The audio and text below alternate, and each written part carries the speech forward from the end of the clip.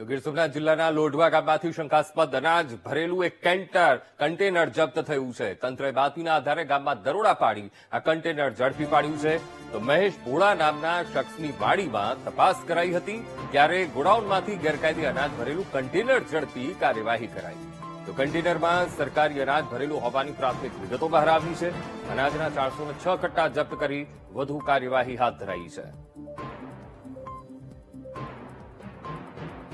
વાત મુદ્દે સંવાદદાતા રોહિત ફોનલાઈન પર જોડાઈ ગયા છે. રોહિત, લોઢવા ગામેથી શંકાસ્પદ આ કન્ટેનર, એ પણ અનાજ ભરેલું 406 કટ્ટા જપ્ત પણ થયા છે. આ સંદર્ભે શું કાર્યવાહી, રોહિત?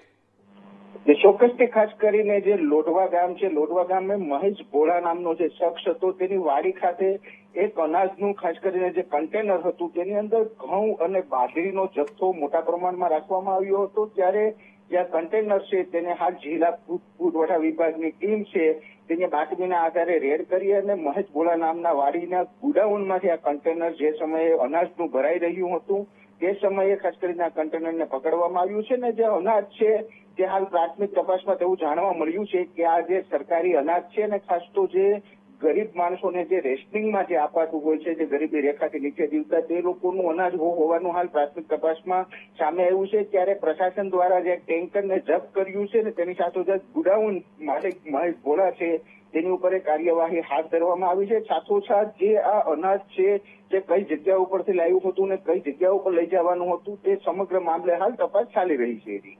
જી બિલકુલ રોહિત, સમગ્ર માહિતી સાથે જોડાવા બદલ આપનો આભાર.